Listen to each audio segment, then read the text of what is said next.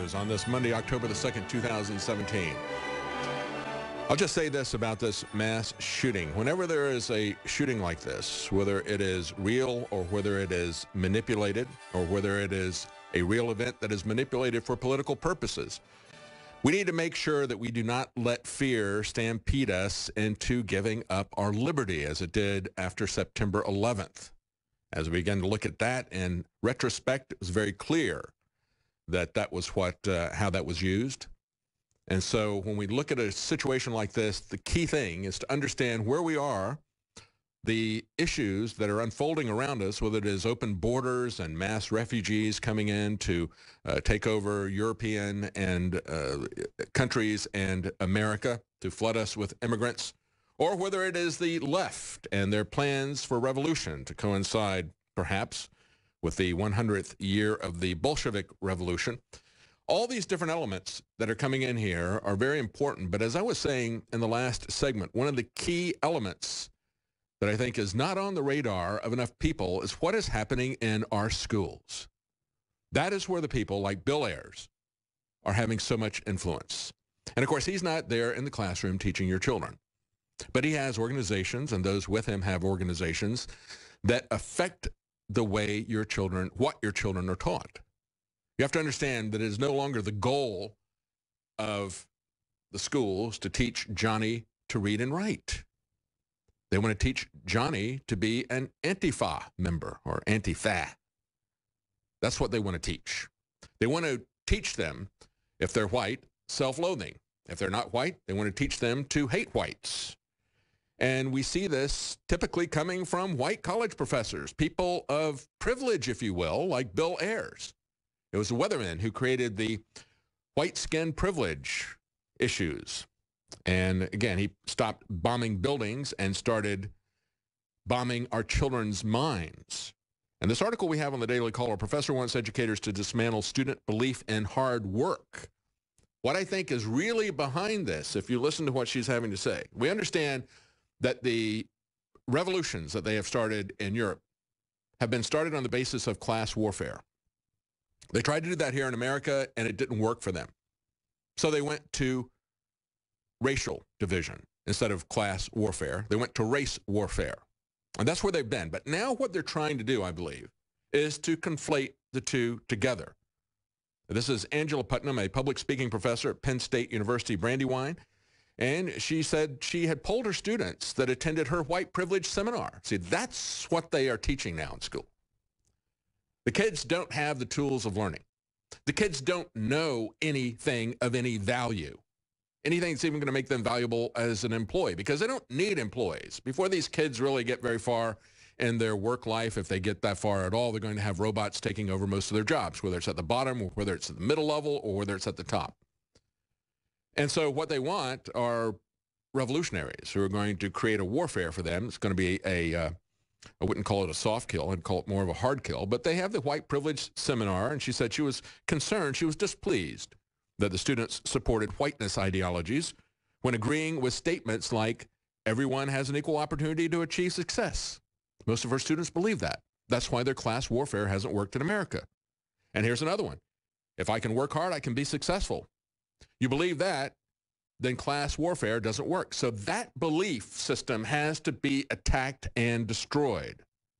She said students are socialized to believe that we got to where we are because of our own individual efforts. You cannot believe that in the America that they're constructing.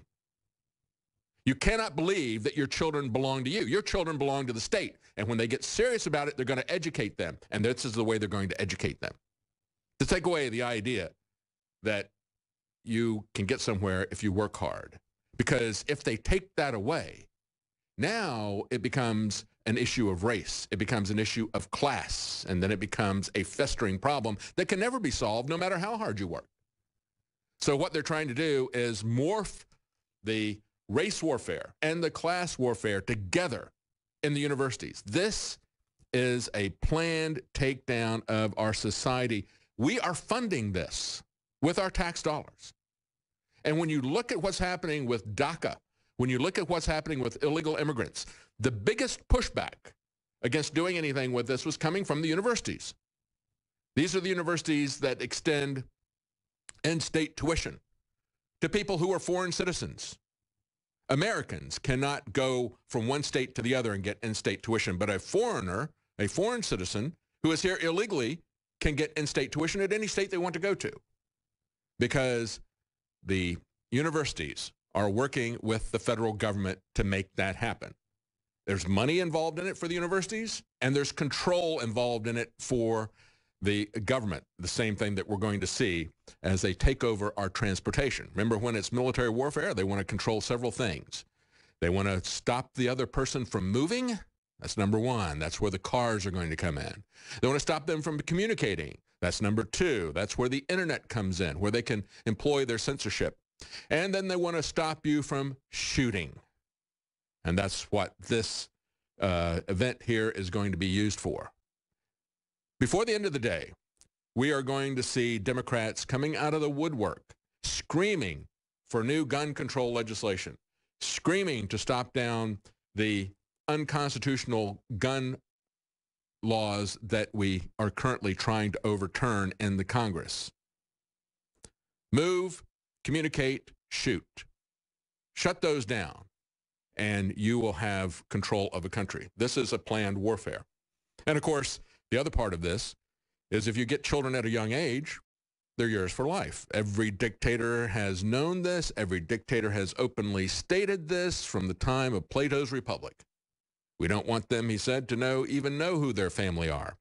We want to make sure that we have this open hedonistic society. The children don't even know who their parents are. The state raises them. Their only allegiance is to the state.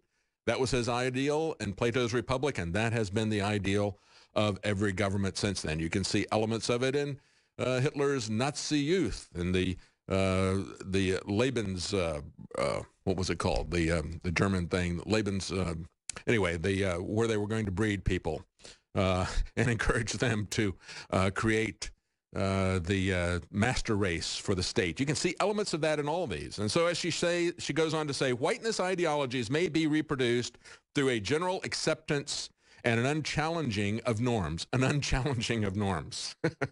This person can't even speak English properly, and she is a public speaking professor.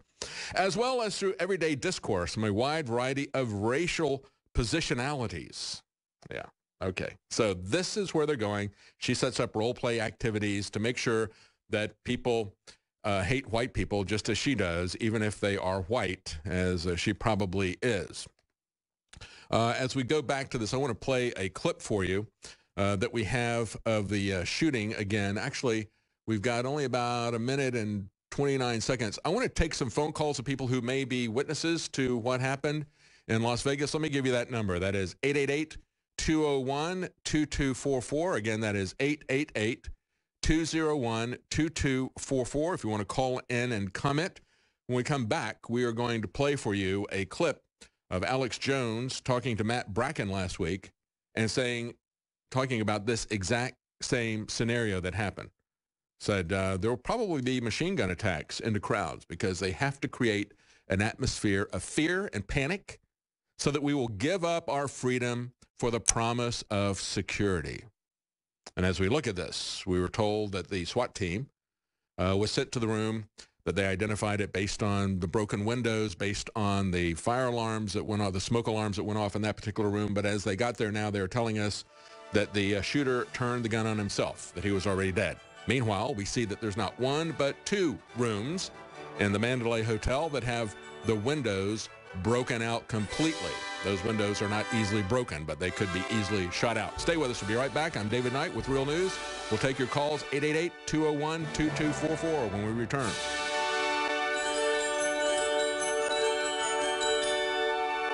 The October 2nd, 2017, we're covering the live shooting, or actually this is live coverage, I should say, of the shooting as it's unfolding. We're getting more information about what happened. We're going to be updating you as that information comes in from the law enforcement authorities and others who are on the scene.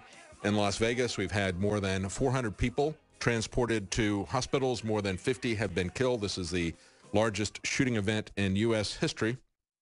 And again, if you want to call in with an eyewitness account, that number is 888-201-2244, 888-201-2244. 888-2244. That number is for eyewitness accounts. We have some more information about the individual who is identified as the shooter. Las Vegas police say Stephen Paddock was found dead when the SWAT team breached the room on the 32nd floor of the resort and casino. They say he died of self-inflicted gunshot wound just as the police burst their way into the room. Police found that he was in possession of more than 10 rifles. This information is coming from Clark County Sheriff Joseph Lombardo. He said, right now we believe he was the sole aggressor and the scene is static. And when we look at the pictures of this and we see that there's 2 windows that are shut out, and as I count this, there are like, let's see, 1, 2, 3, 4, 5, 6, 7, 8, 9, 10, 11 windows apart. This could be a large room, could be a suite, but it is also on a corner. So it's not clear whether these are 2 different rooms or whether this is one very large room where you see those 2 windows shot out. They say he has no political affiliation, no religious affiliation as far as we know. Police initially sought a woman who was believed to be his roommate, Marilou Danley, as a person of interest, but detectives later made contact with her, and they do not believe that she was involved in the shooting on the Strip. He had minutes with her outside of Las Vegas in the city of Mesquite. He purchased a home in the retirement community for just over $369,000 in 2015, according to public records. He had both hunting and fishing licenses, according to public records, as well as a pilot's license, but no criminal record in the state of Nevada. He may have worked as an internal auditor at Lockheed Martin for some time and managed an apartment building complex in Mesquite, Nevada. In Mesquite, Texas. So this is, he was in Mesquite, Texas, as well as in Mesquite, Nevada. Interesting. But it appears that there's nothing at all that would raise suspicion in his background. He doesn't have any political affiliations. He doesn't have any social media records. He has no known terror connections. He is a grandfather who was living in a retirement community for a couple of years, and then this happens. Very interesting. We had this report from Alex Jones talking to Matt Bracken. This is on Friday, talking about the multiple instances of a planned civil war that were coming out of leftist groups. And as they were talking about this, they said, well, you know, this is also going to be kicked off by some kind of a gunman who is going to do just a general terror event that will be setting the stage for people becoming very frightened and willing to sell their liberties cheap for the promise of security, thinking that it can be fulfilled by a militarization of the police and getting more militarized, more police on the streets. We're going to okay, we have somebody on the line who was there, actually, Kaya Jones, who is a well-known singer. She was there in Las Vegas, and she is an eyewitness, and joining us now is Kaya Jones. Thank you so much for joining us, Kaya. Hello. Do we have her? Hello. Hey, Kaya, thank you so much for joining us. This is David Knight. You're on Real News Live. How are you? I understand that you were at the event. Is that correct? Yeah, we were, I was invited by John Rich, and Big and Rich were performing, and, you know, John knows I do a lot of stuff with the military, so he said, hey, do you want to come up? We honor our veterans with one of our songs, and it'd be nice to have you as an honorary bartender, because they do a cheers to veterans. They bring them up on stage. So they invited me up, on the stage with them. We went backstage, back into the tour bus, hung out while the other performer performed, drove off. Jason got on stage while we were driving off. We arrived about 5 minutes away at the Redneck Riviera, which is, you know, Big and Rich's bar there on the Strip. And within moments of the guys being on stage, to get, you know, tapped, I was being tapped saying that there's an active shooter shooting on the stage, shooting on the grounds, and we didn't know how many shooters there were. We had friends. So let me clarify. You were at the event earlier, and just before this had happened, because this was the last act of the night, correct? Yes. And so just before this happened, you and the people you were with had left and gone to another location, and then you heard that the shooting had happened?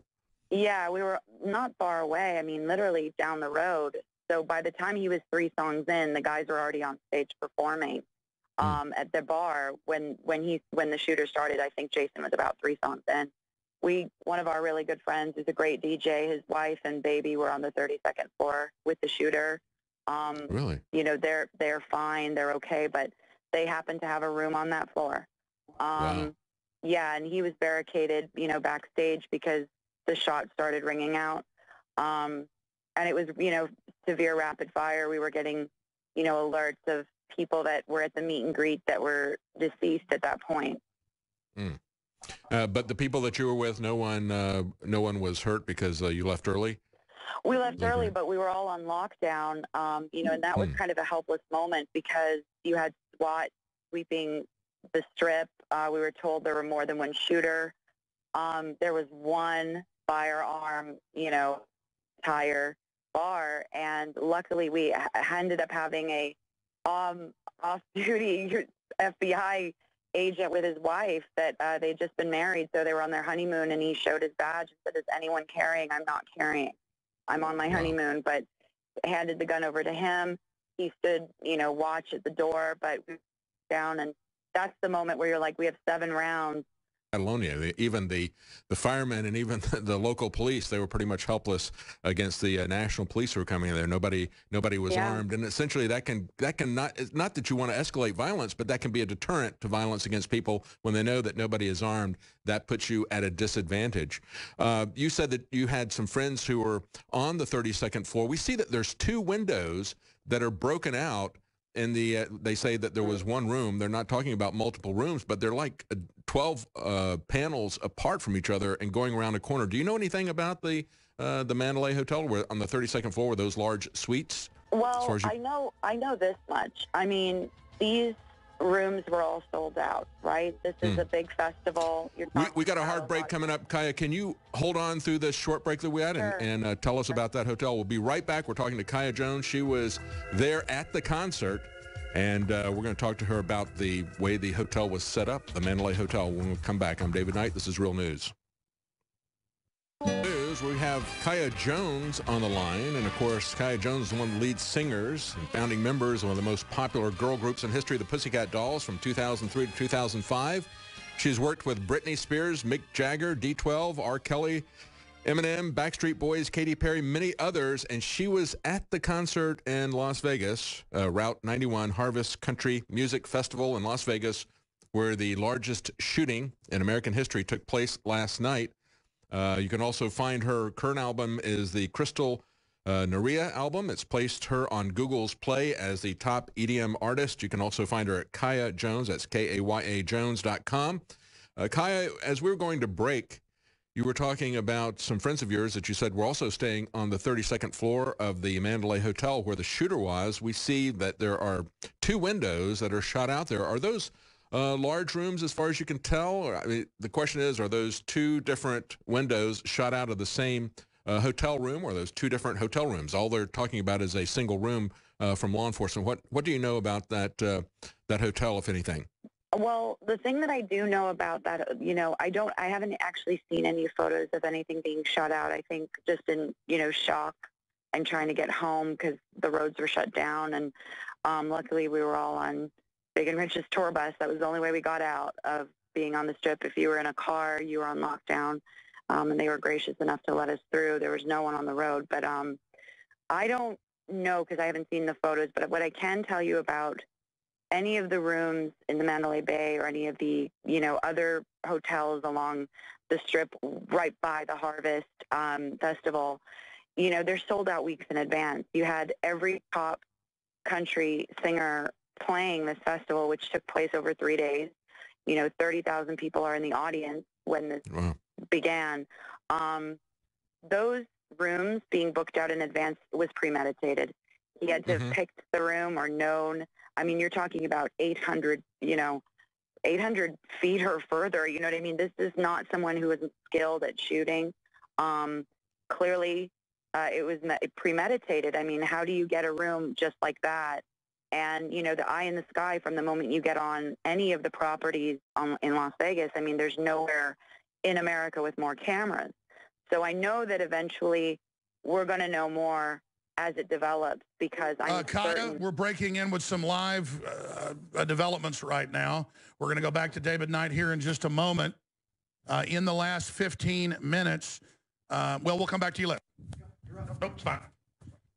All right, Kaya, yeah, it said that he had more than 10 rifles in his room. Let me ask you, you said that it was difficult. They had the entire area on lockdown. How long has it been since you got out of there? You said at the time that you left, they still had everything locked down. You were able to get out because you're part of a tour group and they could vet who you were, but everybody else was locked down, getting out of the area. Can you describe for us exactly what that was like? Well, we were on lockdown at the bar probably, I'm going to say, until maybe 1 or 2 o'clock. We couldn't leave. I mean, we were stuck where we were. At that point, then, we were allowed to then leave. SWAT had swept our area, but, I mean, there was one gun between everybody there with 7 rounds. I mean, it was just a very helpless feeling. Everyone was, panicked. You had people crying.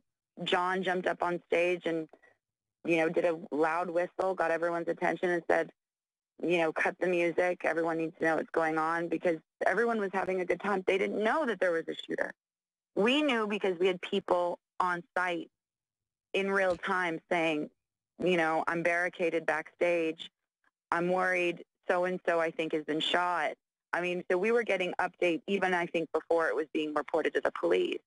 Speaking of updates, Kai, we have Alex Jones on with some breaking news because things are gradually unfolding there in the area as we get more information. Alex has some breaking news from the site. Hang on just 1 second. Alex, go ahead.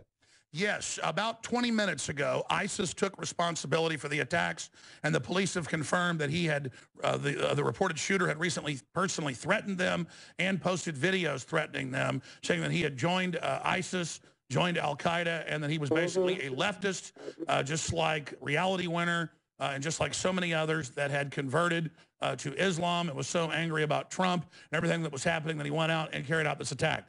Now, again, clearly it looks like he had help, but we saw the October 1st event of the 100 years of the Bolshevik Revolution coming up, and I'd been predicting that starting October 1st we'd see terror attacks. In fact, last night with Matt Bracken, I said that I was surprised we hadn't seen a terror attack yet as of October 1st. So I'm going to be doing some live feeds coming up. I'll let you finish up with the survivor here that you're talking to. We're so glad that she's doing okay. And then I'm going to do some live reports as well, breaking all this down. With the Associated Press on Infowars.com, DrudgeReport.com is the full coverage. The video of him saying the threats, all of it is there. We'll be airing all of that coming up very soon here, and then I'll be live from 11 a.m. to 3 p.m., breaking it all down. We have a big CIA whistleblower as well joining us today. But Matt Bracken on the broadcast yesterday, author, Navy SEAL, anti-terrorism expert, predicting mass shootings into a crowd of conservatives to get conservatives to start a civil war, or a mass shooting into a crowd of liberals to get liberals to start a civil war, with the entire media pushing civil war, racial division, class warfare, and more. So again, the reported shooter was ISIS. That's now being reported. He had pledged allegiance to ISIS, and he had been making threats and was known by the police. So the big question is, why wasn't he stopped ahead of time? Well, you have all the Antifa all over the country, as we broke last week, and as Drudge carried our report that Antifa pledges to launch civil war November 4th. And I said, I believe that was a cover. They launched the Bolshevik Revolution October 1st, 1917. Yesterday, the date of the biggest mass shooting terror attack in U.S. history, was the 100th anniversary of the launch of the Bolshevik Revolution. Now, back to Ms. Jones, one of the survivors of this horrible terror attack, as we continue to analyze the latest developments here at Infowars News Center in Austin, Texas. Wow, that's an amazing update. That is, they're now saying that they have information about him being an ISIS sympathizer, a left-wing Antifa activist. What's that? What's that, I'm not surprised. I mean, I think that's the thing people forget, is that Islam is a religion. It's not a race. And everyone needs to stop thinking that it's a race. And it's not even just a religion, is it, Kaya? It's also a political movement, because it's not just that they want to combine the religion with politics. You cannot separate the two. No, and that's the thing, is, it's a consistent theme here. I haven't heard of any Buddhists or Hindus, Jews, taking rifles or strapping bombs onto themselves and killing innocent people. People came to unify. We have a lot of division coming, against us in this nation right now. It was an incredible, festival. It was happy. There was every color, creed, religion in that audience.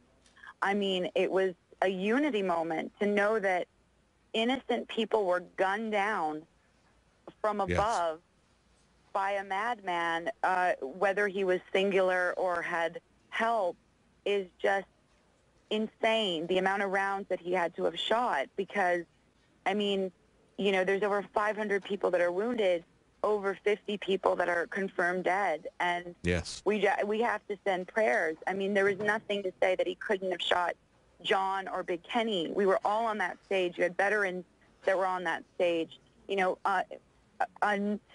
Unmarked police officers, off-duty guys that then jumped to help that have been shot and killed last night. The callousness, the hatred is what's absolutely amazing. And, Kaya, when we look at these events like the one in Marseille, you have an individual, as he's screaming Allahu Akbar, cuts the throat of one young woman and stabs another one in the chest up close. And, even though there's so many more people that have been killed at this event, that type of thing, when you do it personally, you cut some young girl's throat, that shows the hatred of that movement, that religion and politics combined together that we call Islam. So glad that you are okay, and thank you for joining us so much, Kaya Jones. And again, people can... Thank you, and people can find her at KayaJones.com. Thank you so much, Kaya. We'll be right back. I'm David Knight with Real News. Alex